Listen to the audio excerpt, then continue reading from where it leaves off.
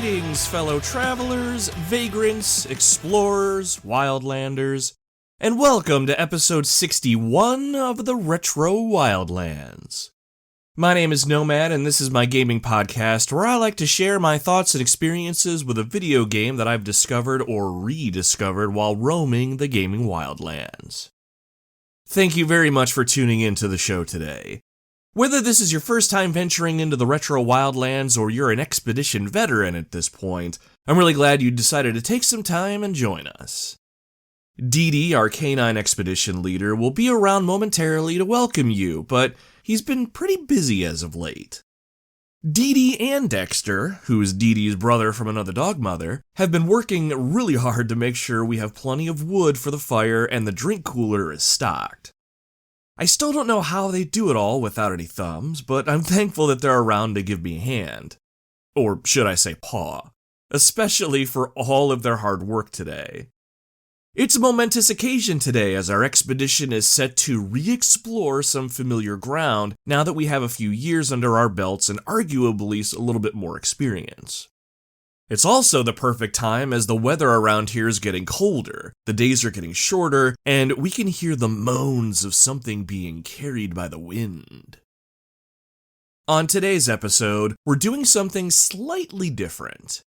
The video game that we're going to be talking about today is one that we've already covered.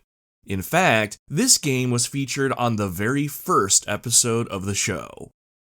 It's a game that not only kicked off the Retro Wildlands, but it's the game that kick-started my journey as a gamer.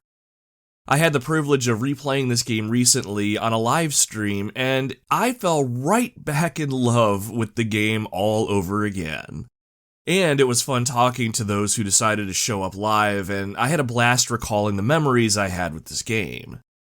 After the stream was over, I started to think about what an episode of the show would be like if I covered the game today, now that I've more or less found my format and I'm much more in tune with script writing and editing. So, at some point I locked it in, and today we're going to be revisiting Resident Evil on the original PlayStation. The first few episodes of the show are probably the ones that I dislike the most. And that's to be expected. Most content creators don't care for their earlier projects because they're still learning and figuring out how to do things. While the first episode of the show was fun and I got a lot of praise for it, I always felt like it was just a little too incomplete for me. So I decided I wanted to give it another go and make the episode I've always wanted. Resident Evil was one of the best games to come out in 1996. Second only to Super Mario 64 in my opinion. It helped define the survival horror genre of video games, but for me, it was the very first video game that made me feel things I didn't know a video game could. I remember feeling anxious as I explored the long dark hallways of the Spencer Mansion. I felt my heart race when I saw the game's first zombie. And I felt genuine excitement as I faced my fears by slowly wiping out the monsters that hunted me. And while the original is better experienced today by partaking in the remake that was dropped on the GameCube and eventually modern consoles, there's just something about the original that will always remain special to me. Maybe it's the extreme blood and gore, the creepy music, or the stellar voice acting. Or maybe it's just because I had a lot of memories with this game.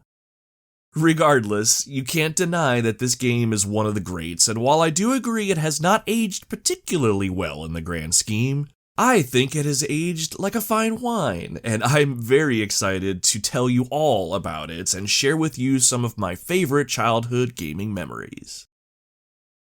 Now, if you're new to the show, I'd like to kick things off a little bit first by chatting it up with you all and give you all a peek behind the scenes here in the Retro Wildlands before we head out on our adventure.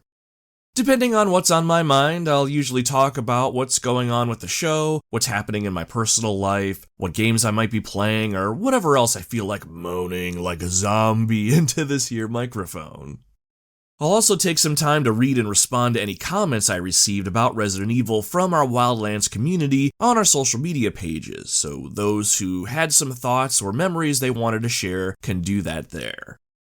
Now, if none of this interests you and you're just here for the Resident Evil experience, No worries, just skip ahead about 15 or so minutes and you'll get into the game talk. I'll also leave some timestamps in the show notes so you know exactly where you need to go and you don't have to find the right mansion key to get there. But I would love it if you did decide to stick around. We'll talk a little bit of gaming and you'll get to hear some of your fellow Wildlanders sound off their thoughts, and I can't think of a better way to get this journey underway. So, without further ado, let's get into our opening segment that I like to call Campfire Catch-up.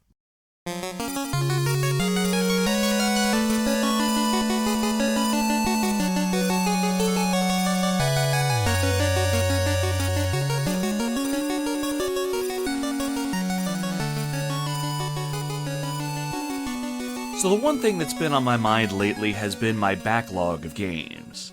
One of the most wonderful things about the world we live in today is that there is no shortage of video games to play. The interesting thing, though, is I'm finding myself less and less excited about new game releases. There's certainly some games that I'm interested in checking out, like I'm absolutely going to be picking up the Silent Hill 2 remake, and I'm excited for the new Metal Gear Solid Delta Snake Eater. I recently grabbed a copy of the new Legend of Zelda Echoes of Wisdom on the Switch too. But it's funny, 2 of the 3 games I'm dying to play are remakes of older games, and while you can make an argument that there's a few too many remakes floating around the last couple years, I am all for it if done right. But the one thing newer AAA studios seem to want to do more and more lately is create these humongous games that seemingly go on forever. Games that are so vast that you get overwhelmed just by looking at them. Final Fantasy Rebirth was that game for me this year. I put a few hours into it, and when it was clear to me how the game was going to be structured, I walked away. Now, I am absolutely going to play this game, mark my words. I love Final Fantasy VII, and I cannot wait to experience this game.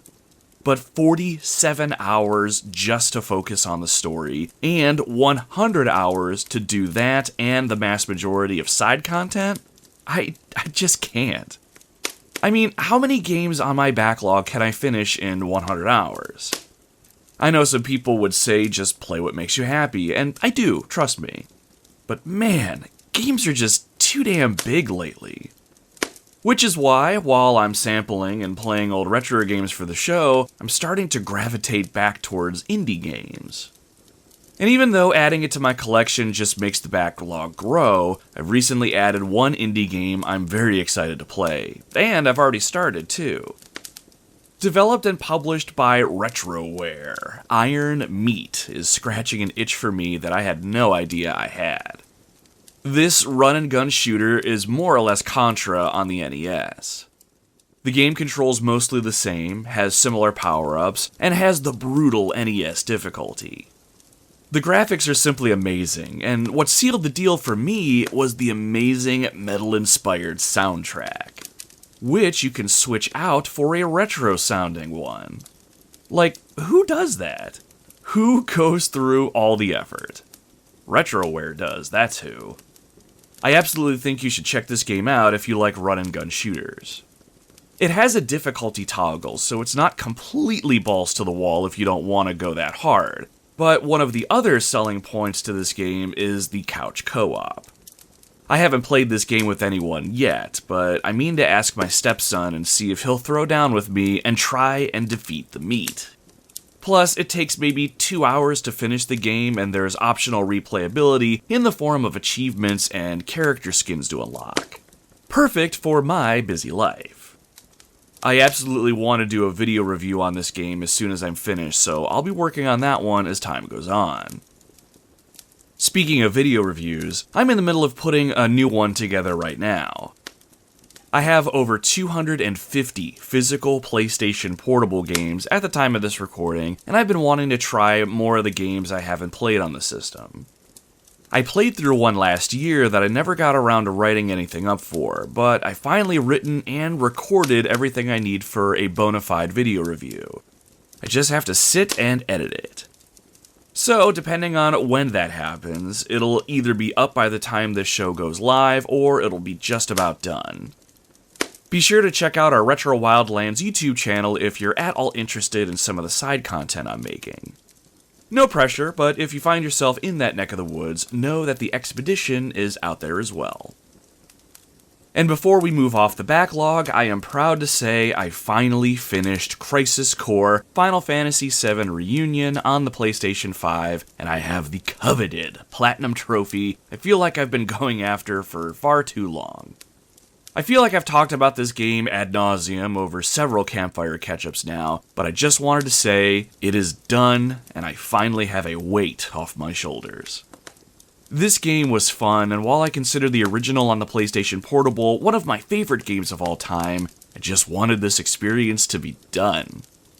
I've played through this game to absolute completion on the PSP at least 4 times in my life, and after starting my Platinum Trophy run on the PlayStation 5, I just had to see it through. I have a very hard time leaving games unfinished, especially if a goal I have in mind is attainable. But regardless of all of that, it is finished and I now have an open slot to fit a new game into. I honestly think I'll still prefer the original, even though the new Crisis Core has a bunch of quality of life improvements. Oh, and if you're interested in my thoughts on the original Crisis Core, check out episode 20 of the Retro Wildlands where I took a dive into the game and attempted to recap the story at the end of the show. But with the modern version done, what modern game is next for me? I honestly don't know. I was pretty committed to starting The Legend of Zelda Echoes of Wisdom, but we'll see what happens. There's a lot of podcasting and content creation I want to catch up on and focus on, so gaming may take a backseat for a little bit. So, speaking of podcasting, this is just a reminder to all of you. If you're at all interested in the things that I have going on, such as what's coming up on the podcast, what new YouTube videos may be dropping, or you just want to spice up your socials with a little retro gaming spice, check out the Retro Wildlands on social media. I'm on all the major networks, but if you head on over to our link tree at linktr.ee/retrowildlands, you'll find yourself in our one-stop shop. It'd be really cool if you dropped us a follow on your preferred social platform.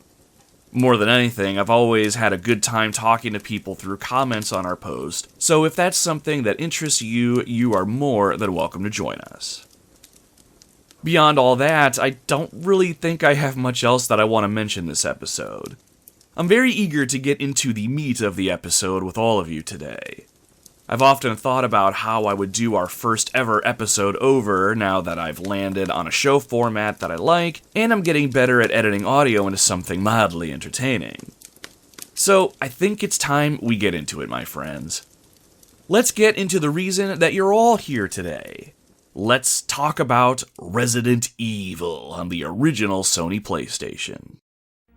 The cool thing about re-exploring Resident Evil is that now people in the Retro Wildlands community can sound off their thoughts about the game, and I can't think of a better way to get things moving.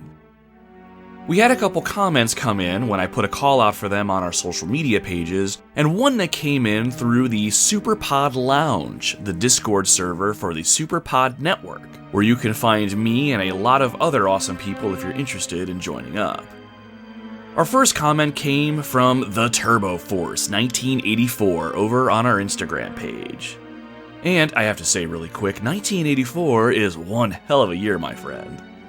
Regarding Resident Evil, they said, one of the best survival horror games. Right to the point, which I appreciate. Resident Evil can absolutely be considered one of the best survival horror games, and I'd like to think it's universally agreed upon. Now, it's no secret that there are better games out there in the genre. Resident Evil 2 improved upon the original in practically every way, and the Resident Evil remake that originally came out on the Nintendo GameCube is far and away the definitive way to play the original. But if you look past the clunky controls, terrible voice acting, and graphical presentation that didn't really reach its full potential, you have a decently competent survival horror game.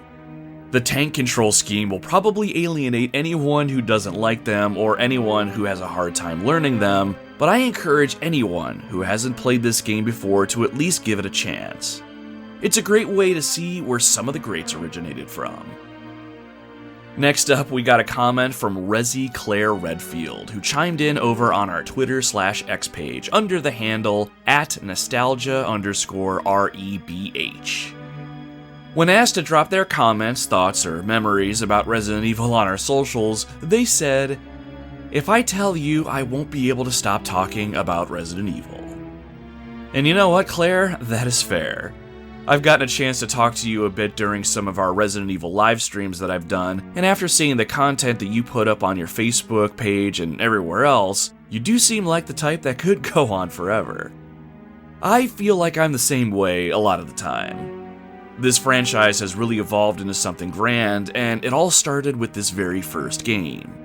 Even though I'm a borderline Resident Evil fanboy, I acknowledge that not every game is a banger. But they are still fun to talk about. From the unique characters to the story that just gets more and more convoluted as you go. There's a lot to love here, and I share your passion, my friend.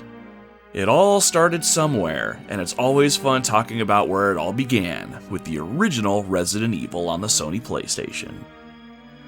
Finally, our last comment came in from Aaron, who is one of the hosts of the Superpod Saga, another awesome podcast part of the Superpod network. Aaron said, "I remember playing this as a kid and getting the shit scared out of me after seeing the first zombie with the slow head turn. Unfortunately, I loaned my copy of the game to a then friend, the real villain of the Superpod Saga. After having it for a year, I finally asked him about it, and he said that he had loaned it to someone else and didn't have it anymore. What a dick." Man, that hurts my heart just reading that. I think my stepdad traded in our original copy, or he probably sold it, but it's something else to lose it to someone that you trust. Copies of this game aren't exactly cheap anymore either. But at least it sounds like you have some solid memories, even if they happen to be of you getting the shit scared out of you. That first zombie will forever be one of the best moments in all of gaming, and even though the graphics aren't really all that great nowadays, what they had back then was more than enough to get the job done. I'll talk about how mine and my stepdad's first encounter went with that zombie during the show. Once you see it though, you never forget that cold, dead eye staring at you, and how the game just dumps you right back into the gameplay, and it's up to you to make the next move. Classic moment in gaming right there. A huge thank you to everyone who took a moment to write into the show for this episode, and if you're looking to get in on the action when I drop future episodes, follow the Retro Wildlands on our social media pages or hop into the Superpod Lounge over on Discord. I'll put a call out when I start writing the next episode, and that'll be your chance to join your fellow Wildlanders and sound off. Originally released on the Sony Playstation in 1996, Resident Evil marked the beginning of the survival horror genre of video games. Developed and published by Capcom with director Shinji Mikami at the helm, this game would go on to be considered one of the most influential video games of all time. It was one of the first video games ever made that took video games in a more cinematic direction. You could argue that the narrative-driven first-person experiences that we have today have Resident Evil to thank. But while I argue most of us know of Resident Evil for its legacy, the actual game itself tends to get lost in discussion. It was the very first Resident Evil game and therefore unpolished in a lot of areas. Plus, it was remade on the GameCube in 2002 in such a way that the remake became the definitive way to experience the original tale, leaving the PlayStation original behind. For myself, Resident Evil marked a turning point for me as a gamer. This was the very first gaming experience I ever had that showed me what video games could really be one day, and I was 100% committed to seeing it happen. Between the clunky tank-style controls, terrible voice acting, and B-movie horror story, there's a lot to love here, and it's time we go back to where it all began. So let's gear up, Wildlanders. Grab your handgun, a few magazines of ammo, and maybe grab a lockpick if you think you are the master of unlocking.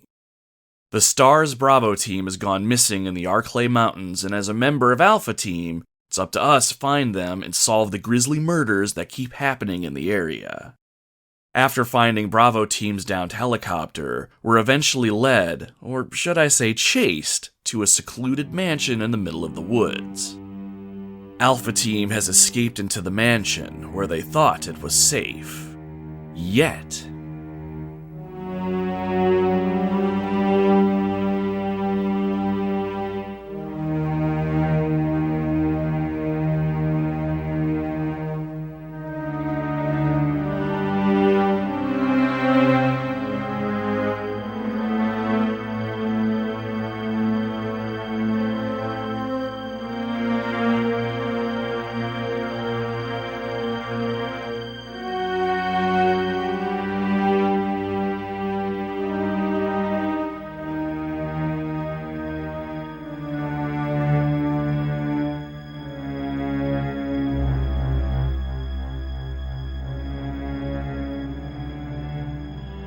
When I look back on my life, the one thing I'm most thankful for is the fact that, at pretty much every major point in my life, video games were available to me. I'm very thankful, and I acknowledge that I'm incredibly lucky. It all started with the original Nintendo for me and a library of maybe, 10 games at best over a period of several years. And now, as a 40-year-old, I have multiple game systems and hundreds of physical games to play. And that's not even counting the digital ones. I've played and completed hundreds of games in my life, and when I take a moment to stop and think about them all, it's a lot to take in. I can almost guarantee there's probably some games in that pile that I've long forgotten about, too. Maybe I'll remember them if I see a screenshot of gameplay or see the game out in the wild somewhere. And I have to imagine some of you listening are in that boat, too. But what I've always found fascinating about gaming is that no matter how many games we've played, there will always be those games that stick out. The ones that made a lasting impression. Even some that were life-changing. And while several games immediately come to mind when I think about the ones that have shaped my life in various ways, the original Resident Evil often finds a way to put itself on the top of that list. When Resident Evil was released on the PlayStation back in '96, I had no idea what to expect. Somehow, its existence was seemingly hidden from me. I don't remember seeing it in magazines, and I don't remember it being advertised on TV or anything. Resident Evil entered my life thanks to my stepdad. I've told this story a few times, but it bears repeating today, especially since it's one of my favorite gaming memories. It's also one of my favorite memories with my stepdad. One day in 1996, when I was but a 12-year-old little boy, my stepdad came home from work. He came downstairs where I was, and I could see that he had a PlayStation game in his hand. We had gotten an original PlayStation, I believe at the tail end of 1995, so the system was still pretty fresh and new. Anytime a new game was brought in, either brand new from the store, rented, or borrowed from someone, I was immediately invested in whatever it was. I had grown up on the Nintendo and Super Nintendo, so the idea of polygonal 3D graphics fascinated me. But I had no idea the game my stepdad had in his hand would change everything. Hey, is that a new PlayStation game? Yeah, I borrowed it from a guy at work. My stepdad walked past me, almost as if he didn't want me to see the game.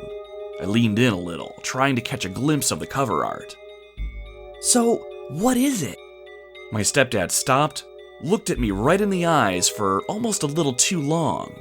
I started to feel a little uneasy. I'm told this game is extremely violent and really scary. My stepdad showed me the game case. On the front of the jewel case was a picture of a man holding a long gun. The look on his face looked to be that of sheer terror. That or sheer pain, the kind one has when they step on a Lego. I've never seen a cover like this before, and I was immediately intrigued. My eyes went to the top, and I read the title of the game silently to myself as my stepdad continued. It's called Resident Evil, and you are not allowed to play it. As a matter of fact, you aren't allowed to even watch me play it. My heart sank. I can't play it? Or even watch it? Was the game that bloody, that scary? Before I could form a reply, my stepdad walked past me and made his way out of the room. I was stunned. But it didn't matter. One way or another, I would see this game, and I knew I was going to find a way to play it. After all, the bigger TV in the house with the surround sound setup was downstairs, and my bedroom was just off the living room. So, the next day when my stepdad decided to play it, I knew it was my chance. Before powering the game on, I was told to either go to my room or I could go upstairs. I chose my room, and without a word, I went in and shut the door. I sat on my bed and just waited in silence. I don't even remember breathing. I waited to hear the PlayStation load-up chime.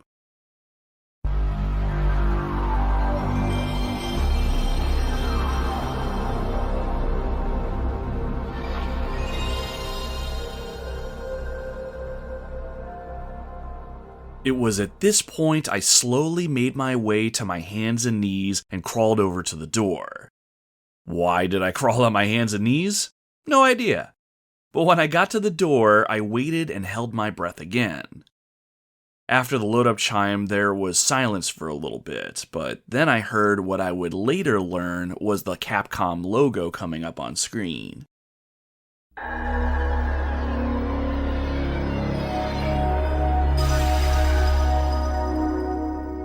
But what happened next made my hair stand on end. At the time, I didn't know what was on screen, all I had heard was the audio. Those that have played this game can probably picture it though, but at the time, my imagination was running wild when I heard this.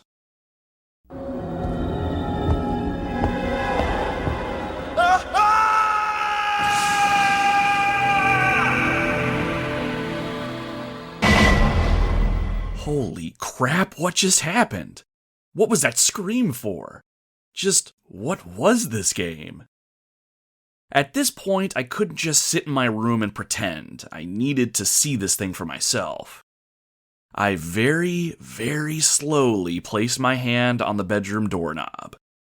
Slowly, I started to turn the knob, and the moment I was able to open the door, I carefully did just that. The TV was just outside my door and to the right. The nice thing was, the couch was pointing away from my room, meaning my stepdad would be facing away from me. As long as I didn't make a sound, or he just happened to turn around to see me, he would have no idea that I was there. It was perfect. As I was opening the door, I was startled and almost gave away what I was doing. What exactly startled me? The now notorious title calling that signifies the start of the game. Resident Evil. The voiceover sent chills down my spine, but I remained still. There was no sound for a few moments, and I used that time to regain my composure. I waited to hear some sort of sound again so I could potentially mask my movements. Soon, I heard the sound of what I would later learn was my stepdad deciding what character to play as. I didn't see it in that moment, but on screen were two ID cards showing off the two main characters, and the player had to decide which one to play as, Chris Redfield or Jill Valentine. My stepdad settled on Jill, and right as I was rounding the corner and the TV came into view, he made his selection and the screen faded to white.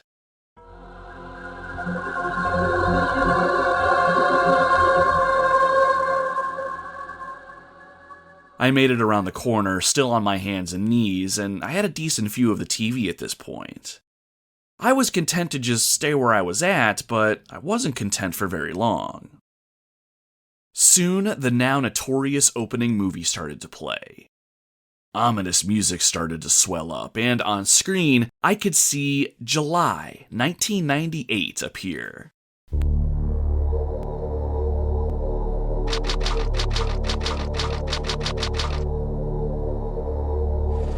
Looks like the game takes place 2 years from now. At the bottom of the screen, the words Raccoon Forest appeared, our setting. On screen, I could see the forest below and some thick clouds appeared overhead. Then a man's voice. That alone blew me away, and even before this scene started to really open up, it felt to me like I was watching an actual movie on the PlayStation. I didn't know how right I would be as the opening movie continued. Alpha Team is flying around the forest zone situated in northwest Raccoon City, where we're searching for the helicopter of our compatriots Bravo Team, who disappeared during the middle of our mission. You haven't found it? No, I haven't found it yet. Bizarre murder cases have recently occurred in Raccoon City. There are outlandish reports of families being attacked by a group of about 10 people. Victims were apparently eaten. Bravo Team went to the hideout of the group and disappeared. Look, Chris! That was Jill's voice, and on screen, we saw another shot of the forest with a column of smoke coming up from within it. Clearly, it was the helicopter our heroes were looking for. At this point, the scene transitions to our heroes on the ground. We saw tall grass on screen, and we could hear the footsteps of our main characters trudging through it. I remember how crisp the sound seemed to be coming out of the speakers from where I was hiding. As I watched this unfold, I don't think I blinked even once. Eventually, the footsteps stopped and the voiceover continued. As it did, we finally saw the real-life faces of our heroes. They all looked so cool, even if they came across as a motley crew of sorts. This was also the moment that I would be introduced to Jill Valentine, who would immediately join the ranks of all my other childhood crushes, which included the likes of Amy Jo Johnson, the Pink Power Ranger, and Tiffany Amber Thiessen, who played Kelly Kapowski in Saved by the Bell. Anyway, the voiceover laid some things out from here. It was Bravo Team's helicopter. Nobody was in it. But strangely, most of the equipment was still there. However, we soon discovered why. I think I remember my eyes getting a little wider here. I was locked onto the TV screen at this point, still holding my breath in eager anticipation as to what the team was going to find. And then we saw the shadowy silhouette of some sort of creature, and its growls oozed from the speakers all around me. Oh boy, here we go! We saw our heroes looking through the tall grass when suddenly one of them, who I would later learn was named Joseph, called out to the team. Hey!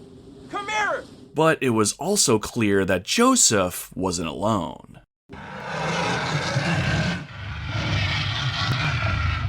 Joseph reaches down and starts to pull something up from the ground. It looks to be the business end of a handgun that still has a human hand attached. And then things start to happen very quickly.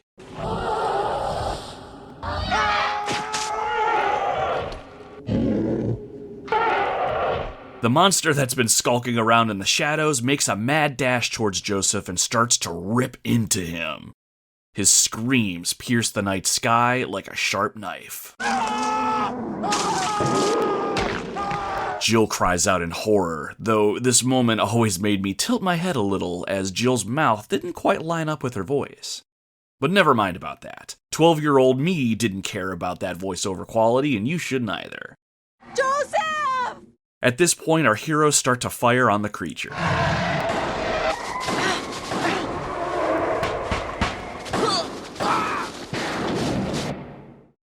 And then, for some reason, the helicopter that brought our heroes in takes off and leaves them all behind.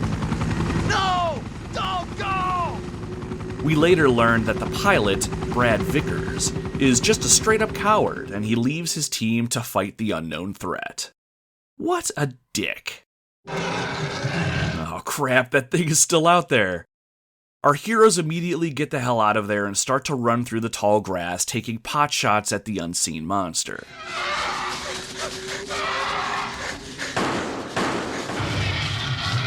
Then Chris Redfield turns around and calls out. Jill, run for that house! In the middle of the woods, the team spots a huge mansion. What in the world is it doing there? Doesn't matter though, it's seemingly the only safe haven, and that's where our heroes head. Soon, the screen fades to black. And then we saw a fully colored live-action movie where we're introduced to the game's main characters in one of the most badass opening cutscenes that I have ever seen.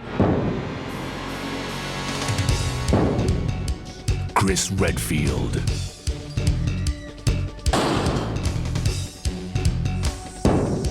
Jill Valentine. Barry Burton.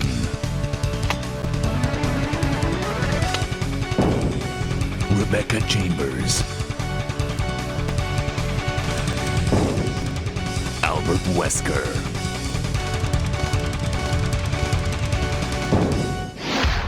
Resident Evil. Once the screen went black and I more or less regained my senses after experiencing how awesome that opening scene was, I realized I had slowly crawled behind the couch my stepdad was sitting on so I could get a completely unobstructed view of the television. I don't know how I am still alive today because I know for sure I was not breathing throughout that entire interaction. I was so excited for everything that I was seeing, but I also knew that if I was caught, my stepdad would be super pissed. It didn't matter though. Whatever was going to happen next was worth the risk. The nice thing about today though is that we know what this became, and most of us, whether you've played any of the games in the series or not, have an idea of where it all started. But really, what is this game? Resident Evil is a third-person adventure game, and the very first game to be classified as survival horror. Players take control of either Jill Valentine or Chris Redfield, members of the Elite Stars Unit, a division of the Raccoon City Police Department. Think SWAT team, but more specialized. There's 2 Stars sub-teams, Alpha and Bravo team. Each member of each team brings a special skill to the mix which helps round out the team. We can play through the game as either Chris or Jill from Alpha Team. Chris is 25 years old and considered Alpha Team's point man, and he's also an expert marksman. He used to be in the US Air Force before being kicked out and eventually recruited into Stars by Barry Burton. Jill Valentine is listed as the mechanical device expert. She's most known for her skill with a lockpick and her passion for doing the right thing. I didn't know it at the time, but Jill Valentine would go on to be one of the most recognized female characters in all of gaming.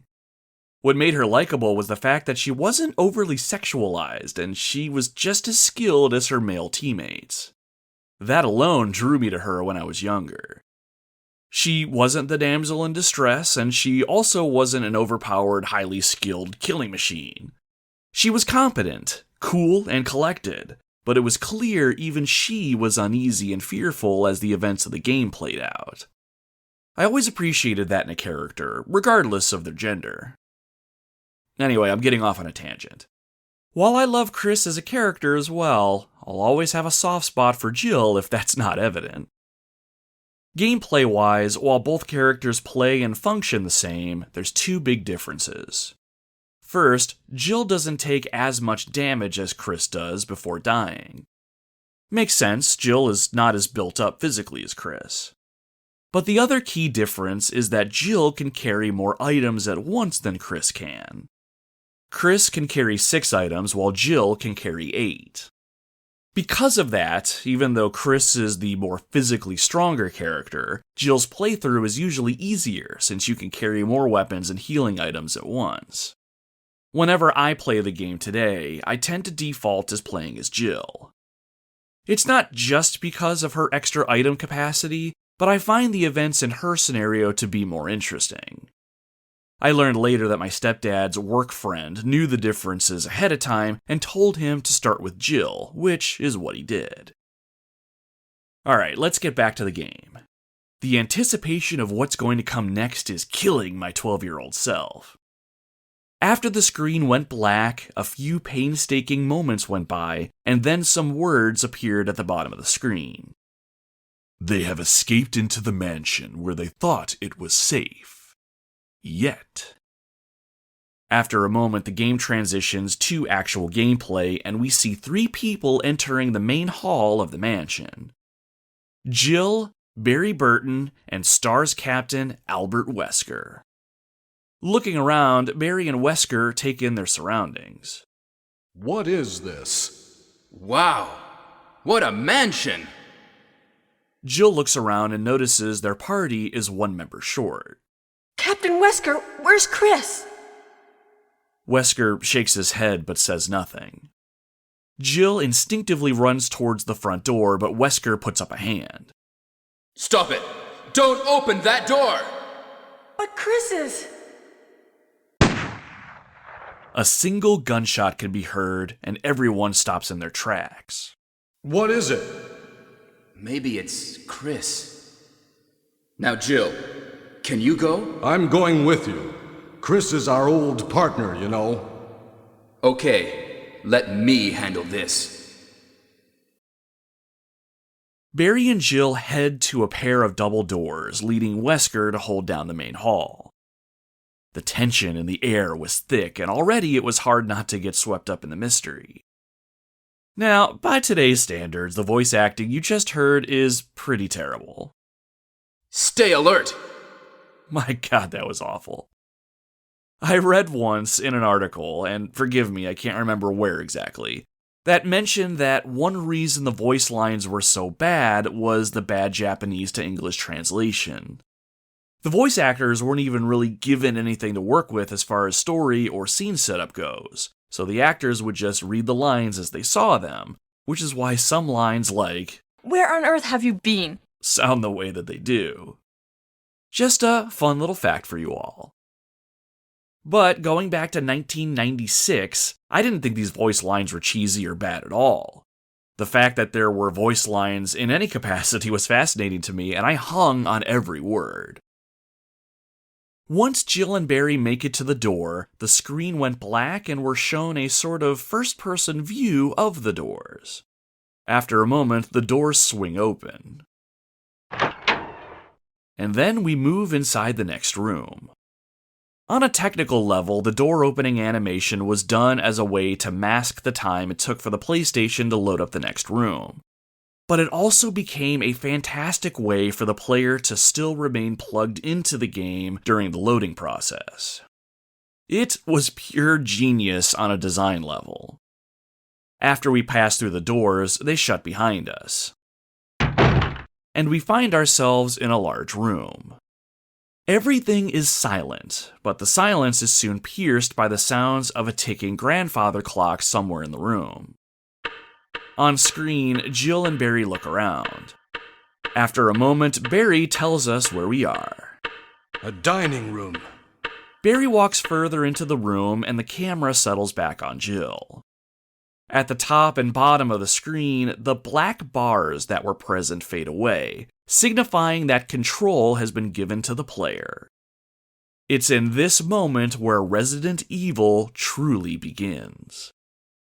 I feel like I remember my stepdad taking a moment to get used to the controls and what does what, so let's do the same. Controlling your character in the original Resident Evil games can be described as archaic and clunky by today's standards, but from what I remember, it didn't take my stepdad too long to figure the controls out. Pressing up on the directional pad moves Jill forward relative to the direction that she's facing. Pressing and holding left or right will pivot Jill's body in those directions. If she's standing still, it's like rotating her on a platform. Pressing down makes Jill walk backwards relative to the direction she's facing. It all sounds super clunky, right?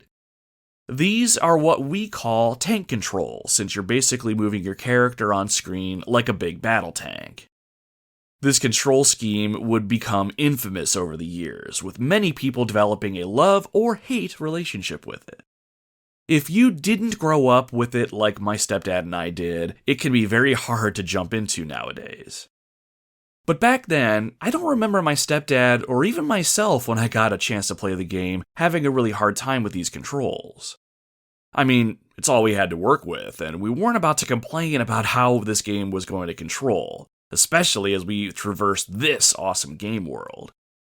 Today, if there is a game that uses tank controls, I will use them 100% of the time. They are not superior by any stretch. I'm just one of those psychopaths that love tank controls, and I am not sorry about that. From here, my stepdad also discovered the item menu by pressing the start button on the PS1 controller. This pauses the gameplay and takes you to a screen that shows the items that you have in your inventory. Looking to the right, you can see that Jill has 3 items on her at the moment: a handgun, a combat knife, and a first aid spray. There's plenty of items to be found over the course of the game, and you'll need to make sure that you use them wisely in order to stay alive and survive. There's several weapons that you can come across too. There's also ammo and healing items, so you'll want to make sure that you explore every inch of your surroundings. You can also equip weapons that you have on you by moving over to them within the menu, selecting them, and then equipping them on the drop-down menu. This is about the time that my stepdad noticed that Jill didn't have a weapon currently equipped, so he moved the cursor over the handgun icon, opened the drop-down menu, and equipped the handgun, the Beretta M92 FS. There's a small little window at the bottom center of the inventory screen that has the icon of the handgun in it now, showing that we have it equipped. We also have a combat knife in our inventory for close quarters combat, but unless we're really desperate and don't have much ammo to spare, we should probably keep this one tucked away. There are some highly skilled Resident Evil players out there who will play this game through with only a knife, and all I have to say is that my hat goes off to all of you. That's a run that I don't think I will ever be able to complete. Now, beyond the handgun and the combat knife, there's that first aid spray in our inventory. A miracle in modern healing. If you use this item, it will restore your health to 100% should you sustain too many injuries. First aid sprays are like gold, and while you might find more as you play through the game, it would be best if you save them for when you really needed them. There will be other ways for you to heal up as we go through the game. Those familiar with the series undoubtedly know of the green, red, and blue herbs that you can find around the mansion as well. Pressing the start button closes the inventory menu, but before we move on, there's one more thing that my stepdad made sure to figure out how to do, and that's how to draw your equipped weapon. Holding the R1 button on the controller will have your character draw their weapon, and all you need to do is fire it by pressing the X button. While aiming, you can pivot your body using the directional pad to adjust your aim. Holding up or down on the directional pad will have your character aim up or down respectively. And really, that's all there is to it. What makes combat in Resident Evil challenging, though, is that you're probably going to struggle lining up your sights with an enemy because, as we'll find out here shortly, the camera in this game is fixed, meaning it doesn't move around you as you move, and you don't have the ability to move it around yourself either. Backgrounds in this game are pre-rendered, and while the majority of them look gorgeous, navigating around in them can be just as clunky as the controls. In any case, it's about time we get moving and experience some of these things ourselves. After my stepdad figured out how to aim Jill's weapon, he started moving through the dining room. In the center of the room was a massive dining room table lined with chairs. Moving to the right of the table, our left as we look at our TV, we'll move past the grandfather clock that we've been hearing.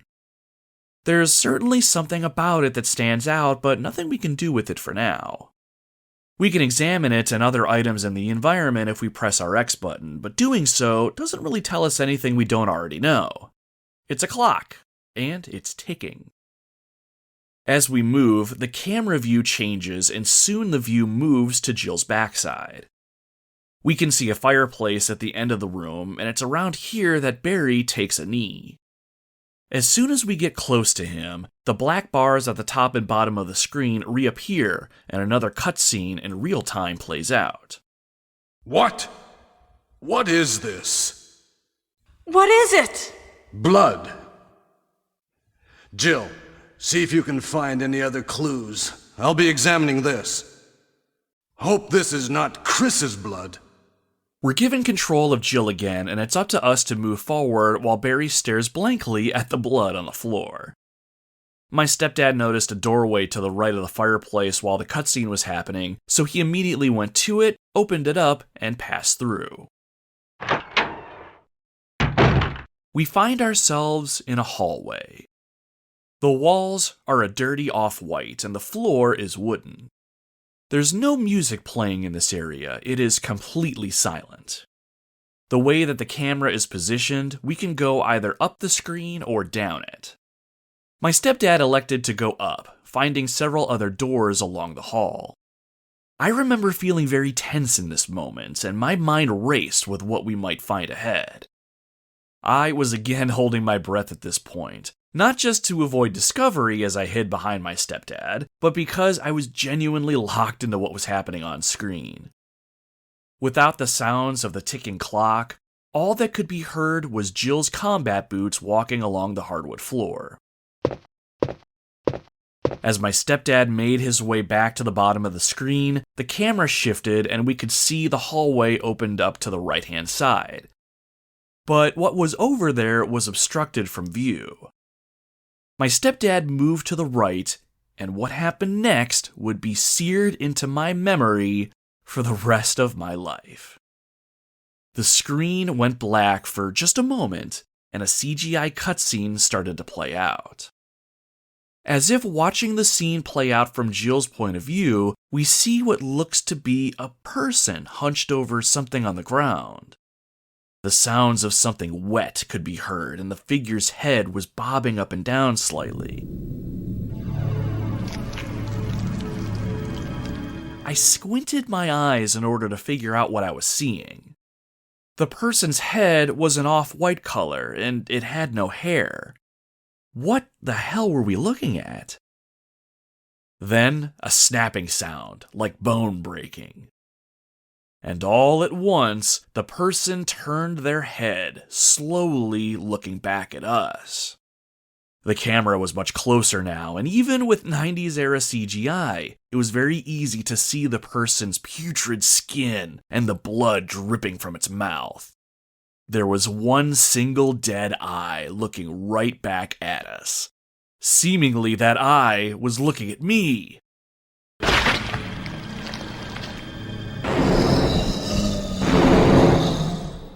Right as the scene ended, I must have squealed or made some sort of noise because my stepdad whipped around and spotted me.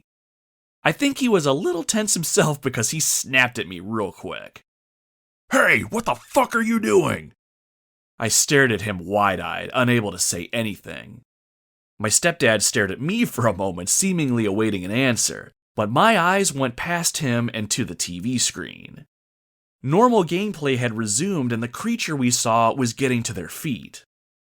I don't remember what I blurted out in that moment, but it was enough to get my stepdad to turn back around.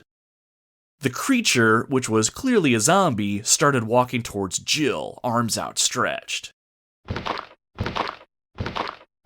Between the time lost looking back at me and due to sheer hesitation, my stepdad wasn't able to react quick enough. The zombie let out a moan as it grabbed Jill, tilted her head to the side, and started to take huge chunks out of her neck. Pixelated blood gushed out and my stepdad instinctively smashed every button that he could on the controller. Eventually, Jill pushed the zombie away and it staggered back. Remembering the handgun, my stepdad drew down on the zombie and started firing. Soon the zombie fell to the ground with a moan. I remember nothing happening for a moment as my stepdad muttered aloud, "Is it dead?" Almost as if on cue, a pool of red blood started to come out from under the zombie, and it was decided that the creature was in fact dead. Or at least dead again. Now, my memory is a little fuzzy here, but I remember my stepdad giving me a tongue lashing for sneaking out of my room and watching him play a game he quite clearly told me I was not allowed to watch him play. I rarely tried to give my stepdad any excuses whenever I got in trouble. I learned at an early age that I was responsible for my own actions, and if I found myself in deep shit, it was usually because I was the one that put myself there. But somewhere between my scolding and me apologizing, I was allowed to come around and sit on the couch with him to continue watching the game with him. I didn't know it at the time, and I'm sure my stepdad doesn't really appreciate this moment like I do, but this marked the beginning of one of my favorite childhood memories. My stepdad and I would eventually go on to play several other PlayStation classics together, including the likes of Tomb Raider, Metal Gear Solid, and Silent Hill. And it all started with the original Resident Evil. Once my stepdad and I got our bearings and we got ourselves situated, he continued with the game. The first thing he did was check the inventory screen. I neglected to mention this earlier, but on the inventory screen, there's an EKG meter that acts as your health meter. You start off the game green, or fine. But as you take damage, your condition will worsen. After taking several bites to the jugular, Jill's status was showing as orange, or caution. Not wanting to take any chances, we healed up using the first aid spray. There we go, good as new. Now that the crisis was over, we noticed what it was that the zombie was doing when we walked in on it. At our feet, there was a dead body that the zombie was clearly making a meal out of. Upon examination, we discovered that the body belonged to Kenneth, a member of Bravo team. He had become a mere shadow of his former self. If we examine the body again, twice in fact, we'll find some ammo for our handgun on him, which will prove quite useful. We took no joy in looting our fallen comrade, but if that zombie was any indication of what lay ahead, we'll need to get all the help we can. We opened up the inventory and looked at our prize, 30 handgun bullets. Reloading your weapon in the game doesn't work on the fly. You'll reload your weapon in real time after using all of your bullets, but you can also combine bullets with the appropriate weapon in your inventory and do it that way. This is the preferred method, and a great way to keep your weapon topped off. My stepdad apparently knew about this already because he immediately topped off the handgun. After this, there wasn't much else to do except head back to the dining room and report what happened to Barry. As soon as we get back into the dining room, a cutscene starts and Jill immediately runs over to Barry. Barry? Before Barry can respond, we hear the door behind us open and close. Uh-oh. What is it? Jill spins on her heels as the zombie we thought we killed walks towards her. Watch out! It's a monster! Barry raises his weapon. Let me take care of this. The zombie's head explodes with a pop and pixelated blood and gore goes everywhere. After the zombie falls to the ground, another pool of blood seeps out from underneath it. Barry stands over the body in complete disbelief. What is it? Kenneth was killed too. Maybe by this creature. Anyway, let's report this to Wesker. The game gives us back control at this point, and we're off to the main hall again. I had said nothing to my stepdad during this scene and tried my best to keep my face straight, but I'm sure I was smiling. This game continued to fascinate me. What was going on? What were zombies doing in this game? How awesome was that blood and gore? As my stepdad ran back to the main hall with Barry, I took it all in. The graphics, especially for the time, were gorgeous to me. The character models looked stunning, even if they were a little bit stiff. I was used to mainly seeing 2D gameplay, a la the Super Nintendo. And those games, for what they were very happy-go-lucky. There was the occasional quote-unquote serious game I felt we had, like Star Fox for instance, but it was all the same. Either chase a high score or get to the end of a level so you could move on to the next level. Resident Evil had changed all of that, creating a tense atmosphere in an environment that I had never seen before. This was truly the very first adult video game that I had ever experienced, and I didn't feel that way because of all the blood and gore. I was feeling things that I had never felt while playing a video game before. Tension, anxiety, and maybe a little bit of fear. All of this, and the game was only just beginning. When we return to the main hall, another cutscene plays out. We discover that Captain Wesker isn't in the main hall anymore and has seemingly disappeared. Barry tries calling out, Wesker! But we don't get a reply. Help me look for him, Jill. And don't leave this hall for the time being. We're given control back, but after searching the main hall, we find that Wesker really isn't in the hall and has vanished. Eventually, another cutscene plays where Barry and Jill come up with a plan amidst their uneasiness. Find anything, Jill? Nothing. What is this all about? I can't figure it out at all. Beats me, too. Now it's Wesker's time to disappear. I don't know what's going on. Well, it can't be helped. Let's search for him separately. I'll check the dining room again. Okay, I'll try the door on the opposite side. This mansion is gigantic. We could get into trouble if we get lost. We should start from the first floor, okay? And Jill, here's a lockpick. It might be handy if you, the master of unlocking, take it with you. Thanks. Maybe I'll need it. Listen, if something happens, let's meet up in this hall. This time I'll be there. There really isn't any denying that the voice acting in this game isn't great. How corny was that Master of Unlocking line, you know? While that and a few other voice lines would go on to become series staples and examples of how not to voice act, I still couldn't help but be pulled into the mystery even further. Wesker is gone and we're splitting up to search for him. Who knew what dangers awaited us at this point? Once we get control back, while Jill did say that she was going to check the door opposite the dining room, we can actually go anywhere we want at this point. Well, not anywhere. There are some doors and passageways that'll be locked, but we can explore the mansion how we see fit.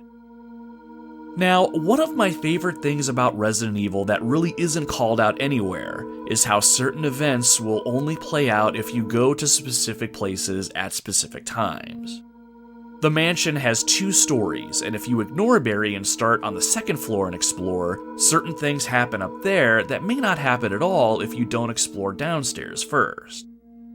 Even though this is one of my favorite games today, I don't fully understand what triggers what events, so I find it pleasantly surprising when something happens that I wasn't expecting.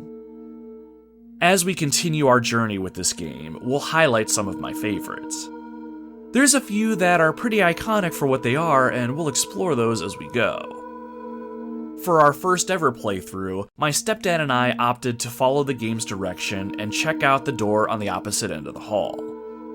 After taking a breath, we opened the door and headed into the next room.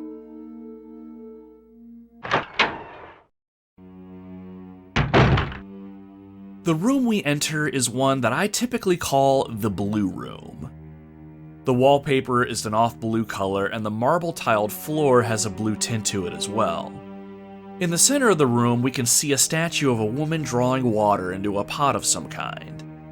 As we move about the room and the camera angles change, we can see that there's something in the pot that the woman is holding. In the room, there's a metal stepladder of sorts that we can actually push by having our character walk into it for a moment. Pushing objects is something that we'll find ourselves doing from time to time, and this can be to move things out of the way or move things in such a way that we can stand on them to reach things higher up. We can use this ladder to get the item in the pot, and when we retrieve it, we'll be notified that we picked up a map of the first floor. We can access the map in our inventory screen, and while it's a great resource, we rarely actually needed to consult it. The mansion was pretty big, but as we move through it, we'll be doing a lot of backtracking, and because of that, we found it pretty easy to commit the mansion's layout to memory. After getting the map, we noticed 2 doorways ahead of us. A wooden door on the right and a hallway with a red curtain surrounding it to the left. The hallway was blocked by what looked to be a brown table or a trunk of some kind. Luckily, it was something that we could push out of the way. Once we did, we opted to check out the hallway first. As we moved into the hallway, the color palette shifted harshly as we went from a blue, almost tranquil room into a hallway with red walls and hardwood floors. We followed the hallway, and after rounding a corner, we stopped dead in our tracks. On the ground was a dead body. It wore a white shirt that was spattered with blood, and the body's skin was a putrid mixture of red and brown. At the time, my stepdad and I assumed that it was just part of the environment, a byproduct of the horrors that we had seen. At no point did we actually think that the body on the ground posed any sort of a threat to us. Oh, how naive we were. We walked towards the body in hopes of walking past it. Almost in a flash, the body's hands reached out, grabbed one of Jill's legs, pulled it towards its gaping mouth, and started to rip into it. Both of us jumped, but thankfully my stepdad had the presence of mind to smash the buttons on the controller. Soon, Jill broke free from the zombie's grip, took a step back, and then full-on kicked the zombie square in the head, apparently hard enough to send the zombie's head flying off and bouncing across the floor. As a pool of blood seeped out from under the now much deader zombie, my stepdad and I looked at each other and chuckled. You would think it was a shared moment of humor. I mean, it was pretty humorous playing kickball with a zombie head. But looking back, I think neither of us wanted to admit to the other that we were both just a little startled in that moment. Now that we could finally move past the zombie, we did, and we came across a shelf. On the shelf, we found a new item that we hadn't seen yet. An ink ribbon. Ink ribbons were interesting items. They were what you needed to save your game by using them in the several typewriters found in the mansion. You have to remember this game was done at a time where you couldn't just save wherever the hell you wanted. And it was a game that was played on the original PlayStation. You had to at least have a memory card in order to do any sort of saving. The limited number of ink ribbons meant that you could only save your game a limited amount of times. In reality, there were plenty of ink ribbons scattered around that saving your game often was possible, but the idea that this resource, along with limited ammo and healing items, just ratcheted the tension up even more so. And say what you will about it today, I love the idea.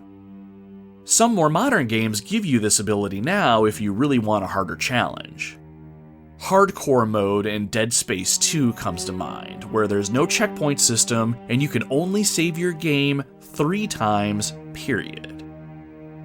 Beyond the unique gameplay elements, Resident Evil made a name for itself thanks to its creepy and foreboding atmosphere. The music, like what you're hearing now, isn't inherently memorable per se, but it does a great job of creating a tense atmosphere. You never know what was around the corner, thanks to the static camera angles, and often these two elements would work together perfectly to create an environment teeming with suspense. But more so for me, it was the jump scares that really stood out. Only because I have some fun memories associated with a few. Speaking of, let's check out not only my favorite jump scare ever, but it's one that you'll never forget if you've ever experienced it before. Going back into the blue room, we head towards the door on the right side that we saw earlier and attempt to open it. Right away, we're met with a prompt that lets us know that we've unlocked the door using the lockpick that Barry gave us, and we hear the sound of the lock coming undone. We really are the master of unlocking, aren't we? With the lock disengaged, we move through the door. We make our way into another hallway and we get to witness yet another random interior decorating scheme. This time, the walls are a dirty red and tan color to match the carpet. A few wooden display cases line the walls on Jill's left, but otherwise the hallway is pretty basic.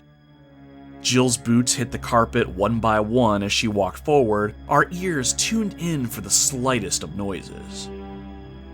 Everything seemed okay, and as we moved forward, the camera shifted behind us. Everything seemed normal as we moved through. A zombie dog came crashing through the window behind us. I jumped back with a start, and then I heard a loud banging noise in front of me. It took me a second to realize what happened. My stepdad must have jumped too because the controller had fallen out of his hands, hit the coffee table, and fell to the floor. "Hurry! Run!" I yelled. My stepdad looked on the floor for the controller, swearing up a storm. In those moments, the zombie dog leaped at Jill and took a chunk right out of her. After taking damage from the zombie in the last room, I knew we were close to dying. Finally, my stepdad got the controller off the ground and started to move Jill away from the dog. But there was one problem. Jill was walking, and she wasn't walking very fast. Crap, we didn't know how to run. Can you run in this game? How do you run? But by the time my stepdad figured it out by holding down the square button, it was too late. The zombie dog had pounced on Jill and brought her to the ground. My stepdad smashed every button he could on the controller, but it didn't do anything. The dog bit into Jill's neck, digging deep. And all at once, the jaws of the dog ripped out Jill's throat, and a fountain of blood started spraying from the wound. Blood covered Jill, and she fell back lifeless. The screen faded to white, and the tense music faded. On screen, we saw Jill's lifeless body, and the words, "You died," appeared on screen in red before the entire screen faded to black. My stepdad and I just stared at the TV, eyes wide with our mouths half opened. We couldn't believe what had happened. What's worse, we never did save our game, so we would have to experience the game all over from the very beginning. I remember us taking a break before we went back at it later that day, and it was a good thing we did, too. Now that we had an idea of what it was that we were up against, and the little mistakes that we did make could be corrected, we gave the game another go. We spent several days playing the game together in short bursts whenever we had time. It ended up getting to a point where my stepdad allowed me to play the game, so he and I would trade off control here and there. Ultimately, I was the one that eventually went on to beat the game, but playing through the game this way will always be one of, if not my favorite, gaming memories. Resident Evil wasn't just known for its scary atmosphere and creepy zombies. There was a mystery to solve and sometimes a few puzzles to work through. As you explored the mansion, you'd find locked doors and other passages that were walled off. It was on you to explore the environment and locate the thing you needed to move forward. Oftentimes it would be a key, but other times it would be a medallion or something else. Zombies and other enemies would stalk the halls, but if you could be mindful of your resources, you could either take them out and conquer parts of the mansion, or you could evade them and save your resources altogether. That back and forth is what's at the core of any good survival horror game. Given how spread out things were, you'd either have just enough ammo or not enough, which just added to the tension. Going back to the concept of puzzles, none of the puzzles were all that complicated. You weren't solving complex riddles or anything a la Silent Hill, so we never really found ourselves stuck or unable to progress. The real mystery that I enjoyed solving more than anything was discovering why monsters were in the mansion in the first place and what it was that really happened to the STARS Bravo team. While there would be several conversations with characters here and there, the real meat of the story would unfold in the many documents and journals scattered around the mansion. Many RE veterans probably remember The Keeper's Diary, a journal you come across that chronicles a man who slowly turns into a zombie over a period of time.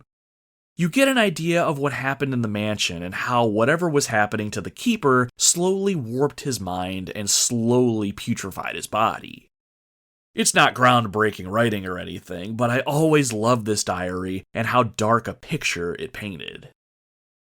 As you progress further and further into the game, sometimes enemies will become more plentiful, and sometimes you'll encounter some stronger ones. Finding better weapons doesn't just help keep the fight fair, it's a source of genuine relief. But there was one instance where that feeling of relief in itself was a trap, which made us question most everything from that point forward. After escaping the dog hallway, you'll come to another hallway with several doors. One of the very last ones will lead you to an empty room with another door on the opposite side. In there, you'll come across a beautiful living space which can feel almost comforting and safe given the horrors that you've experienced. There's no music here, and while the absence of music in this game is great for tension building, you still feel almost safe. Especially when you discover a shotgun hanging on one of the walls of this room. When we first discovered it, my stepdad let out an audible sigh of relief. A shotgun would even the playing field, and we could really start to fight back. We immediately ran over to it and added it to our inventory. But once the shotgun was gone, the hooks that the shotgun was resting on moved up. Wonder what that could mean. After examining it, we're given a prompt where we can put the shotgun back. Screw that. We're sure it was nothing. But once we left the room and started to head back to the hallway, something horrible happened.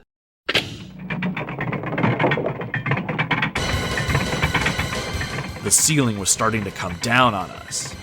Shit, we needed to get the hell out of here. But when we tried the door, we found that it didn't open. Okay, back the way we came then. Uh-oh, this door was also locked. All we could do was watch as the ceiling got lower and lower. Soon, a cutscene started. Hey, what's going on? Jill? Is that you, Jill? What happened? Barry, help me please. The door won't open. Quick! Stay away from the door, Jill. I'm gonna kick this door down. Hurry! This way! In first person, we ran through the open door just as the ceiling crushed the door and sealed the room behind us. Oh, Barry! That was too close. You were almost a Jill sandwich. You're right. Barry, thanks for saving my life. Aha, there it is! The iconic Jill sandwich line. Jill sandwich. The voiceover line that lives in infamy. I had no idea really how corny this line was at the time, but man, this is another iconic moment in gaming. And this line right here is what made Barry Burton one of my favorite gaming characters and why I like playing Jill's scenario so much more than Chris's. Barry and Jill have some great interactions. Take these, for example. It's a weapon. It's really powerful, especially against living things. Better take it with you. But how about you, Barry? I have this. Thank you. I'll take this then. But just take a look at this. It's forest. Oh my God. It's awful. What a monster. I can't believe... What the hell is this place anyway? There isn't a single moment here that isn't awesome to experience today. I love a good amount of cheese on my cheeseburgers, and Resident Evil serves it up in spades. After getting a hold of the shotgun, the game became a little bit easier. Well, for a little while at least. I don't know how we discovered it for the very first time, but if you shoot a zombie at point-blank range with the shotgun or you angle the weapon up, you can blow a zombie's head off in one shot, and it is a great way to not only save ammo, it's just a wonderful sight to behold. Oh yeah, that never gets old. Like I mentioned, Resident Evil did a good job of creating a tense and suspenseful atmosphere for the player, but this especially rings true during the second half of the game. My stepdad and I got pretty good about ammo conservation, and we effectively wiped out almost all threats within the mansion to the point we could move around without too much danger. We actually let our guard down a little bit. Eventually, we do leave the mansion and find our way to a nearby guardhouse. I won't get into all the details here, but eventually you conquer this area, find a key that you need for the mansion, and then you head on back. Now, normally, returning to the quote-unquote starting area of a game is often fun because you've either conquered it already or the enemies there are no match for you because you've got better weapons that you started with or you have different abilities to use, and it's kind of fun squashing the low-level enemies that are here. But Resident Evil throws a wrench in those plans by introducing a new enemy type just when you started to get comfortable. When you return to the mansion, there's a point where a CGI cutscene plays out and you're watching a creature run after you in first person. When the creature gets to the door that you just passed through, you're almost terrified to see that the creature is able to open the door. Enter the Hunter, a hunchback lizard sort of creature with long claws on the end of its feet and hands. When you first see it, it's the face that sticks with you. White eyes and razor-sharp teeth. I will never forget our very first encounter with the Hunter. After the CGI cutscene ended, I was the one in control and my stepdad was watching. We both leaned a little further forward as gameplay resumed, and we heard the door we just passed through open and close. In a cutscene, Jill turned around and then we saw it. The Hunter, walking towards us. All at once, the game gave me back control and then I panicked. In a flash, the Hunter sprinted towards Jill and took a swipe at her. I had my handgun equipped and without thinking, I started to use it against the Hunter. But the Hunter was too strong and way too fast. I ended up missing both of my shots, and then I took more damage. My stepdad finally urged me to run, and I did. But my hesitation would ultimately be my undoing. I started to run to the door that would take me to the nearest save room, but before I could get there, the monster let out a screech that still haunts me to this day. In a flash, the creature lunged at Jill, swinging its arm wide. But before I could react, the claw found its mark. Jill never cried out as the claw took her head clean off of her shoulders. Pixelated blood shot everywhere, and almost comically, Jill's body fell over and hit the ground with a thud. The screen slowly faded to white, and soon we were treated with a shot of Jill's lifeless, headless body on the ground, and the words, "You died," came on screen yet again. You never really forget the first time a Hunter takes your head off. My stepdad and I just stared at the screen for a moment, and then we stared at each other. Again, I found myself caught between the idea that what I just saw was the most shocking thing imaginable, but also was one of the coolest. The mansion in the second half of the game was full of these monsters now, and the once safe haven that I had carved out was now dangerous once again. Even the music in the mansion was a twisted form of the original melodies that had played before, letting the player know that something new was here and that it was much more dangerous than ever before. It was even much more dangerous now than the time that we had fought the giant snake. Oh, that's right, there's a giant snake in this game. It was a huge snake, and also poisonous. Ugh. Ah, that's right, thank you, Richard. It was a giant snake, and it was also poisonous to boot. Eventually, near the end of the game, you figure out what the mystery is and why zombies and monsters are in the mansion. A giant pharmaceutical company that went by the name Umbrella was experimenting on viruses, and one of them just so happened to escape, turning the place into a den of zombies and monsters. The lab at the end of the game wasn't very long, but it's one of my favorite areas in the entire game. The music here is very tense and just all around evil. You're slowly putting all the pieces together as you move about the lion's den, and you know that everything is going to culminate in one epic showdown of some kind. Depending on who you're playing as, the other player character can be discovered locked up in the lab, and if you've been thorough in your exploration, you'll hopefully have the means to free them.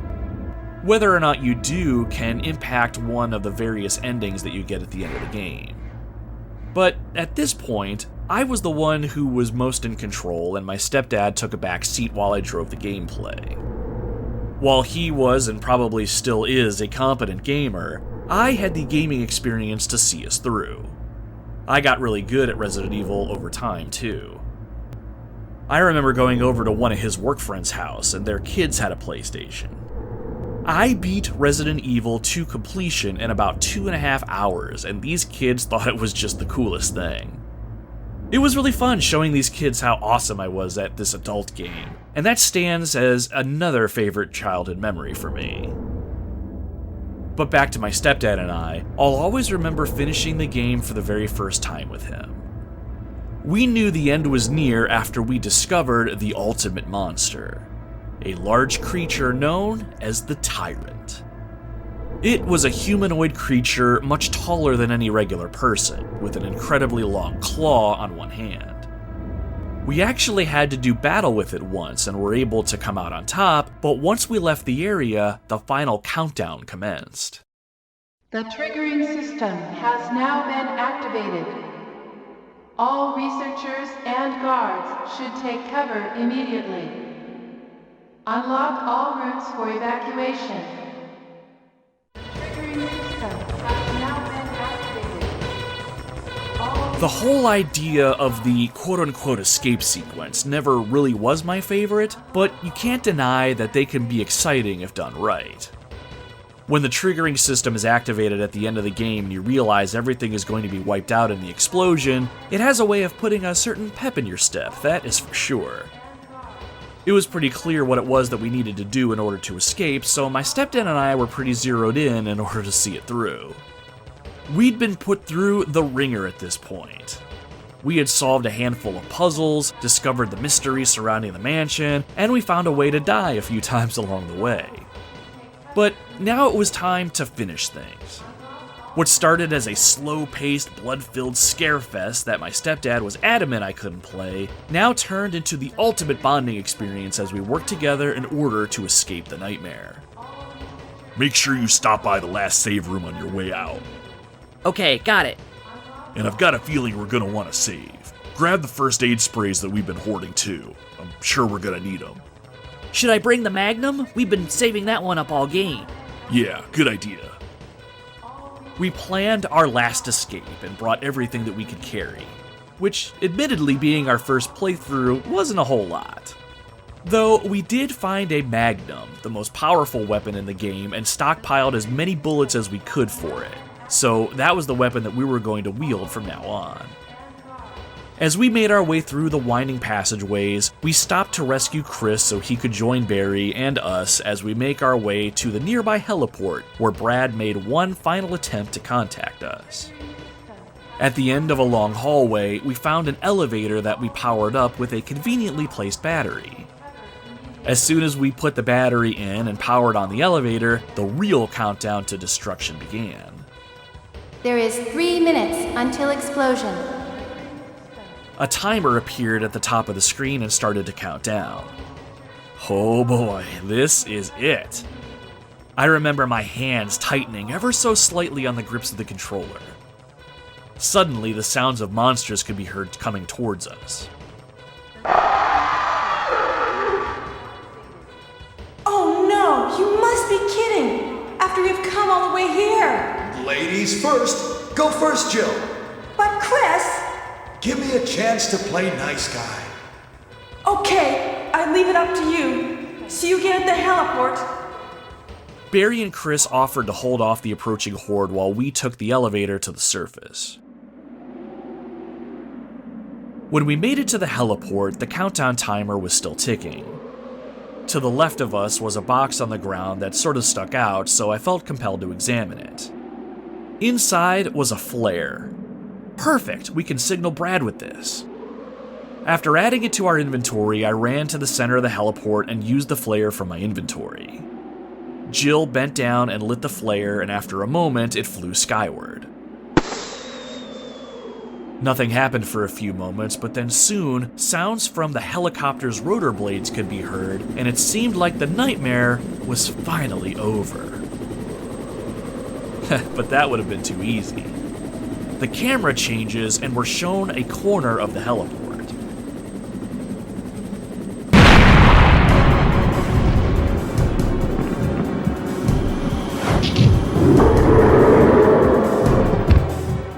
Suddenly, the ground bursts open, and the tyrant appears. With less than 2 minutes to go and the helicopter circling overhead, it was up to me to defeat the tyrant once and for all. The Magnum was a powerful weapon, but even though it packed a punch, the tyrant was fast and powerful. I took aim right away and fired off 2 shots. 2 direct hits, but the creature just kept coming. Soon, he started sprinting full speed towards Jill, and with a swing of its claw, nailed Jill for some decent damage. Jill was knocked back and slid on the ground quite a ways before her back hit the wall. She fell to her hands and knees, and by the time she got back up, the tyrant was already on her. It sliced at her, cutting her open for even more damage. God damn, this creature was all over me. I was already low on health, and the fight had just started. I healed up using one of the first aid sprays in my inventory and took a minute to get my bearings. Then my stepdad made a great suggestion. His claw is on the left-hand side. Try running around him and staying on his right. Okay, I thought, I can do this. I had more than mastered the controls at this point, and I was confident in my ability to duck and weave. I exited the menu, and the game was back on. I chipped away at the tyrant with a shot here and there. Then I would turn, run in a circle, and reset. As long as I stayed to the tyrant's right side, I was doing okay. I'd still get hit now and again, but it was much more manageable now. But the clock was ticking and I didn't have much ammo left.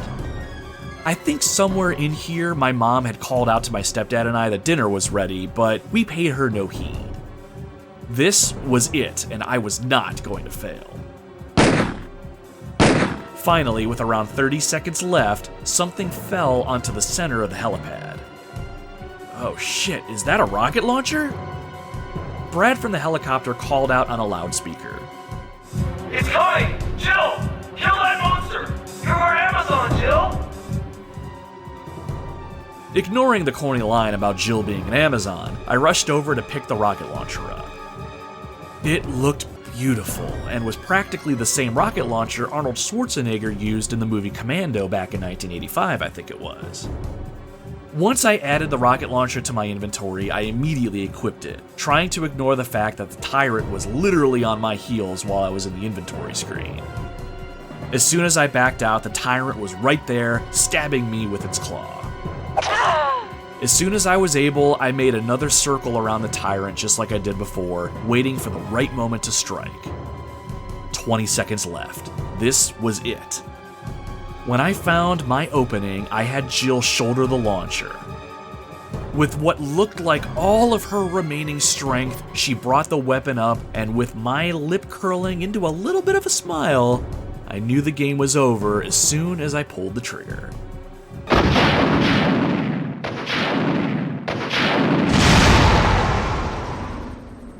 The tyrant exploded and only his limbs were left on the ground, scorched and burnt. My stepdad and I let out a victory yell, and we high-fived each other as the helicopter landed on the helipad.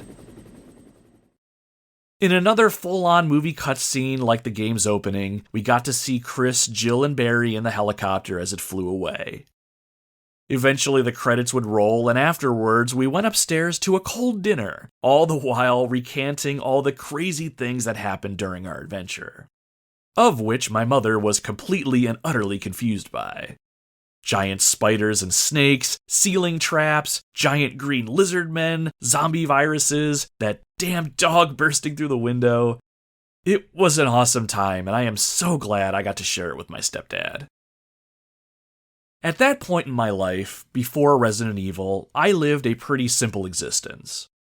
I was lucky to have video games in my life, and while I didn't spend all my time with them or anything, they were a nice substitute for the siblings that I didn't have. I found comfort and familiarity in games like Super Mario Bros. And Super Mario World.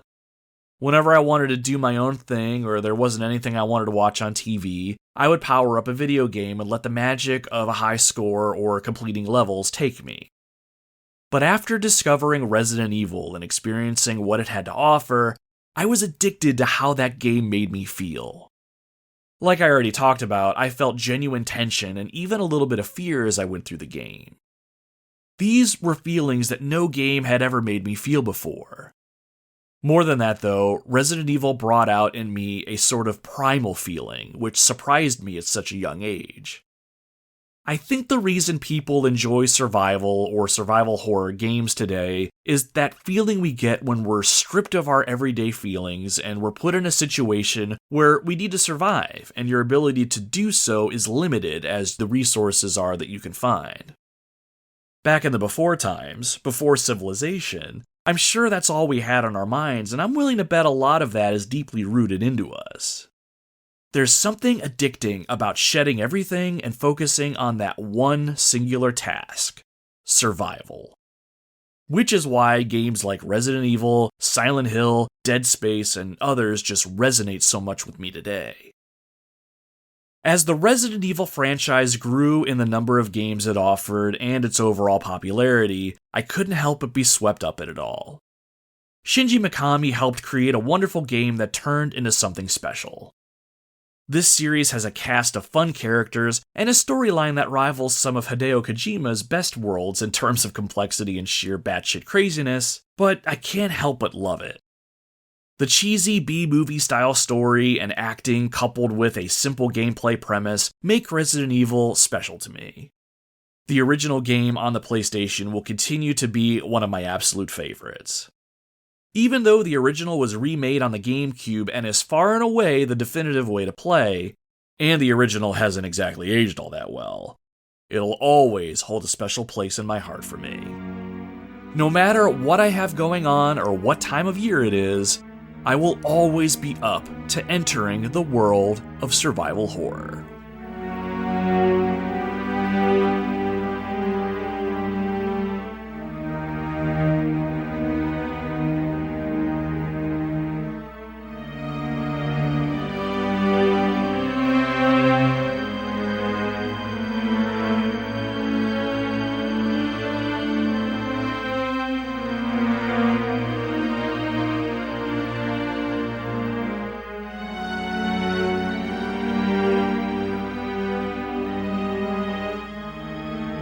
And with that, we've come to the end of the trail today, my friends.